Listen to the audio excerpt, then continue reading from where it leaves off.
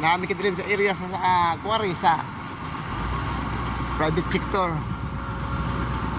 Nagloading og kuan kining unloading og siminto nga dagko kayo.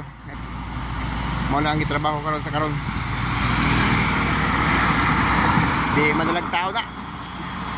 Bako may nang diskarga ng mga idol. Naan diri sa area sa Bayabas mga idol.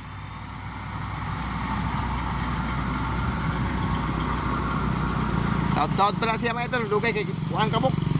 Kani 40 kabuk. Grabe kadaghan. Ya, pila tulo pa lang. Ikaupat pala siya ang diskarga. Grabe kadaghan kayo. Asa ang pagdalian na. Pero dili siya makadalag traffic mga idol kay naagid siya sa surgering ang kuan kaning trailer.